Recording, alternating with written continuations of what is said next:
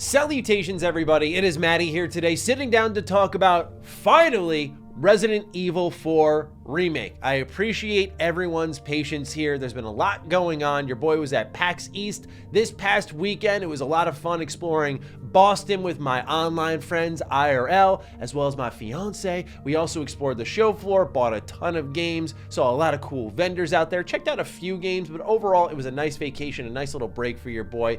And it was even better so because I knew at the end of my little vacation, I'd come home to some peak fiction. Unfortunately, I was not privy to a review copy of the game, given the fact that there were some leaks happening. They really constrained the process there, and so I was not lucky to get a code ahead of the embargo. So I apologize to everyone who's been waiting around to hear my thoughts on Resident Evil 4 Remake. I put a handful of hours into the game, and I wanted to at least deliver some first impressions, and we'll talk about it more in finality, probably on Defining Duke as well as here on the channel. So keep an eye out for that. But these are just my first impressions, as always with this series. So let's get started. If you're new here, you're into video game reviews, previews, impressions, you're in the right place. Consider subscribing. We just did a couple of previews for Redfall as well as Diablo 4, so consider checking those out. Let's begin.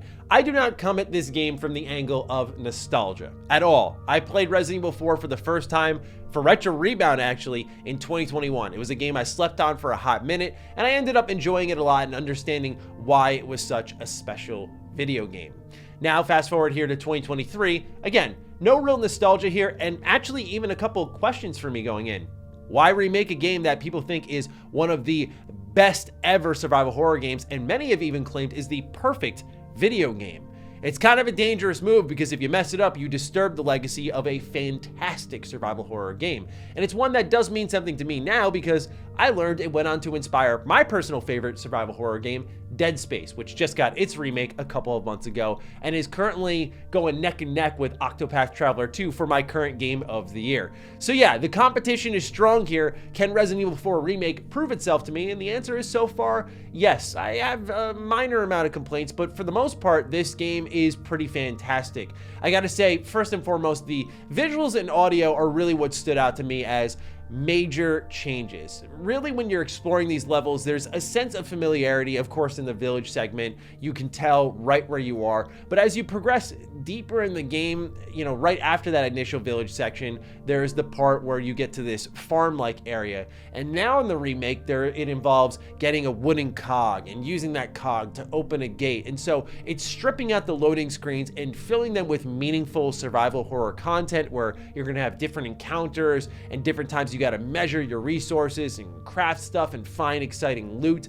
And I like those types of changes because it's things that you imagine couldn't have been done on the GameCube when it came out in 2005 that they can now accomplish with today's technology. And it's down to just the minor environmental details, the lighting changes, the particle effects, to the debris and houses, all these new things that have been packed in to give this world life, down to the audio. And especially I'll recommend, if you have yet to pick it up, to consider the PS5 if you have the option to, because the DualSense does add a lot to this game in my opinion. I'm usually a big headphones gamer. I've been doing it less so, and this game I think benefits a lot from being able to hear the speaker out of the controller where Leon readies his weapon and you hear the little click click as it comes out of your controller, down to, of course, the haptic feedback, the adaptive triggers. Those little things add a ton to Resident Evil games, I've noticed, but especially when you're readying the weapon, there's a bit of resistance. When you pull the trigger, it's like click. It feels really, really good and does add some immersive qualities to the game, which is why I wanted to start off with visuals and audio, because it's all overall about immersion to me here, and all these little things add to it and enhance the experience even when the original was so good. That's just one side of the coin though.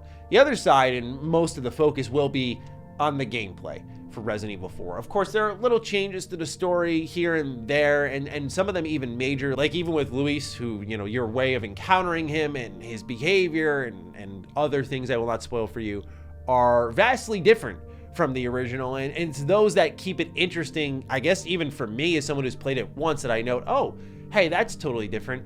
But in the gameplay side of things, I think is the most notable set of changes. First and foremost, as I'm sure you've already seen, you can actually aim in and move around, unlike in the original Resident Evil 4 where you were planted in place. I was never typically super resistant to that play style of the OG Resident Evil. I kind of like the tension of, you got to aim in and make this count because you cannot move. But I understand as the industry progresses and as we evolve these experiences, this should be the norm. You should be able to aim down sights and move around while doing so. And I like the enhanced mobility because it enhances also the mobility of your enemies, because Leon is sprinting around at full speed now, or maybe a little bit more like Sebastian Castellanos from The Evil Within 1, where probably one of the slowest sprinters of all time, but it makes the tension all the better as your enemies are following you very close by. The AI is a little more aggressive this time around, I feel. It's not as easy, and I like that. This is also coming from someone playing on the standard difficulty. There's just a lot of little changes like that that work in my favor. Right now, I'm still in the adjustment period. I can't tell if I love it or hate it, but I'm struggling a bit with the weight of Leon. When I went back to Resident Evil 2 Remake, I felt there was a fluidity, maybe the best word, in his movement, in his aiming, in his shooting. And with Resident Evil 4 Remake, it just feels a bit heavier all around. And I think that, again, adds to some of the immersion and some of the tension that this game absolutely lives off of. So it's not to a detriment of the product, but it's something that in a feel quality, which is something only I can really define and it will differ for you, I couldn't help but notice. I felt it in the chainsaw demo, and I was thinking, oh, you know what, it's the demo, but right away in the full game, I felt it and went, dang, your man does not have much mobility here, even though he's diving out of windows and vaulting things constantly. There is a heft to it all. I'm not going to call it bad because I don't really think it is, but I think it's something you should be aware of if you have yet to play it. But for all those immersive qualities, Resident Evil 4 is still, for the better, extremely ridiculous. And that's kind of the cool part about it. You have this very cool, relaxed protagonist in this hectic situation trying to save the president's daughter, but the ridiculousness kicks in when, oh man, this is actually kind of creepy, this is kind of scary, and then a moment later you are deflecting a chainsaw with a kitchen knife. Oh, okay, yeah, sure. It's so video gamey while also being extremely tense and grueling at the same time. It just sends you back and forth, and that is the ride that Resident Evil 4 truly is. One other minor gripe I got: who let the bear trap man or woman cook? Take away the ingredients immediately, please. There are so many bear traps in the opening moments. I just kept getting caught, and I was like, I'm not sleeping at the wheel. They're tucked away, they're hidden everywhere. So many dang bear traps to the point where I'm getting caught, enemies are getting caught. A little too heavy on the bear traps. What I was interested in seeing, though, is the game's side content that they've added. They've put submissions in, they've put requests in, and what would this overall do for the game? And yeah, it's about what you expected. It certainly makes the game a little bit more plump, and there are kind of crazy ones, such as kill 3 rats or go hunt down these medallions. But what's cool is you'll get a currency, if you will, that's unique to the storefront that lets you buy specific items that you couldn't otherwise do with your money, we'll say. So you get spinels that you'll use on, say, yellow herbs that can help increase your maximum HP. Or you can buy a treasure map for the overall village section, so you can go back and hunt it down, make sure you didn't miss anything, which is great because I really like one thing in Resident Evil 4 that may be a weird thing to point out, but maybe y'all vibe with this.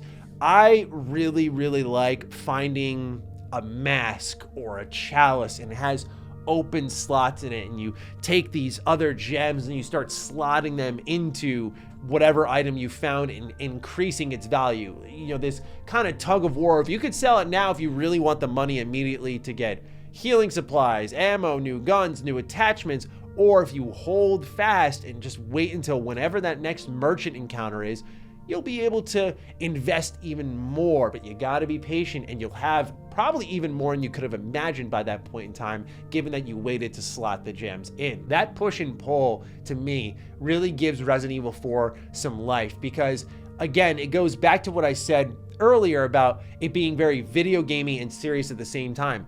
In a lot of ways, Resident Evil 4 is extremely arcadey. You're killing enemies, collecting currency off of them, finding this random vendor out in the middle of nowhere. He's giving you crazy items, he's giving you crazy upgrades, and you're taking them and eviscerating more enemies with them, and the cycle repeats anew as you hunt down into all these corners, every bit of treasure you can find, to then unlock these very unique items that are available with a specific currency. It doesn't ever forget it's a video game, even though it tries to scare you at times, it tries to make you clench your butt many times.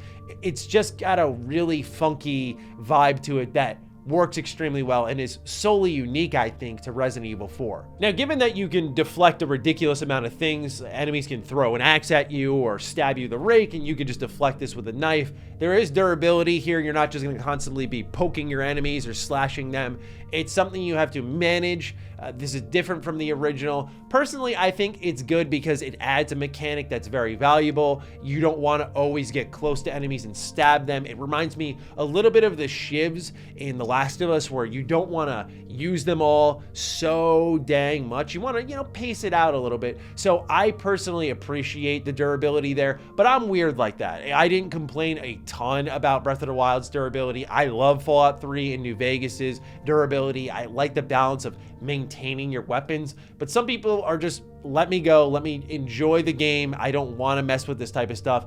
I respect it. I totally get where people are coming from, but it brings it back to that central point of, I like the durability of the knife. I was a little bit in question of that, but I think it's a good change. With the knife in mind, there's actually kind of a good focus on stealth in this game, which I mentioned in my Redfall preview if you haven't seen it. I really appreciate games trying to incorporate more and more. I know it's been a while since we've had a true stealth game, but I like that Resident Evil 4 allows you to crawl around, and speaking of that knife, you can use it on enemies who are unaware of you. Even if they're facing you, you can use it on them, but of course you can take them out quietly from behind.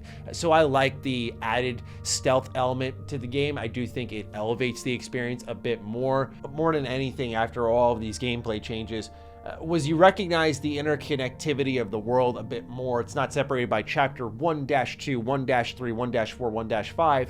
You'll go through pretty much all of chapter 1 and recognize there's no loading screens and everything starts to interconnect.